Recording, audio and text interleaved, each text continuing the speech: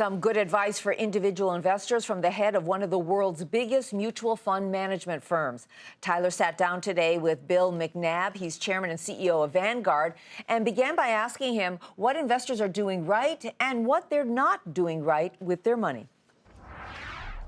If you look at investors broadly, one of the really promising trends we've seen is more investors are beginning to look toward what I will call a total solutions approach to their investment needs. And the best evidence of that is the take-up in target date funds. So today in our 401k system, for example, that Vanguard administers, 55% of participants now use target date funds. And as you know, those are very balanced funds that are continually rebalanced, and in a sense they expose the investor to the right level of risk for that time in his or her career. So that's a really positive trend. Now, it's not everywhere. There are still investors on the margin who pay too much attention to short-term performance, and you'll see that in the data. So when a sector does really well, you'll see money move into it or money move out. That to me is still troubling. Probably the most troubling thing, though, is there's been a fairly big push toward higher yield, and again, understandable.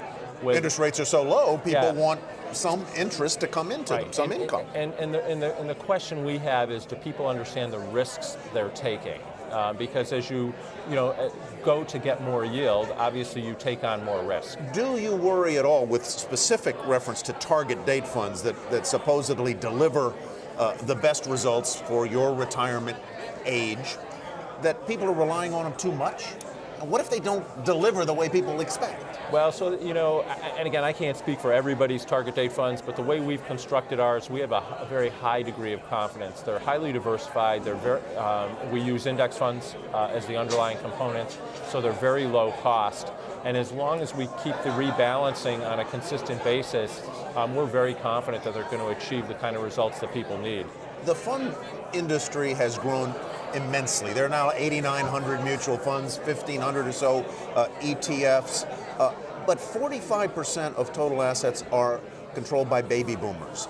They are starting to retire. Does that mean that the total assets are going to come down as they start to withdraw?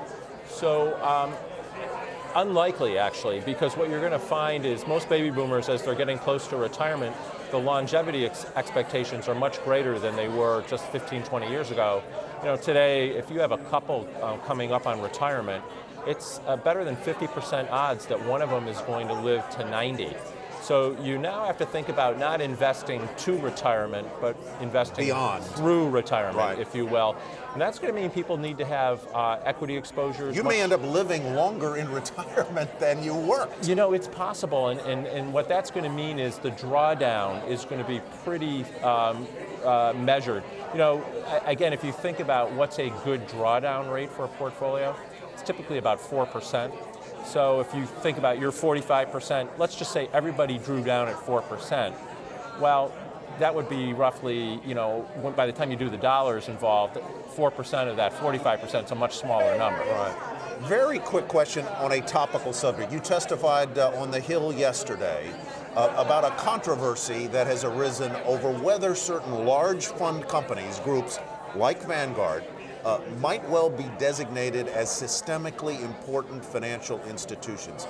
Tell me why, quickly, you think that's a bad idea. Well, if you look at mutual fund companies and investment managers broadly, we act as agents for our clients, and we are not principals. And what got people into trouble during the financial crisis was they were principal-based organizations that had very high leverage and typically often a mismatch between assets and liabilities. As a mutual fund provider, we have no leverage. Funds have no leverage, and the investor is exposed to whatever risk he or she chooses. We're not guaranteeing a return. The investor owns the assets. The investor owns the assets, and that is the key point. That is the key point. Bill McNabb, thank you very much for being with us. You're welcome, Tyler. Thank you. Good to see you again. Good to see you. And Vanguard has operations all across the globe and controls more than $2 trillion in total assets worldwide.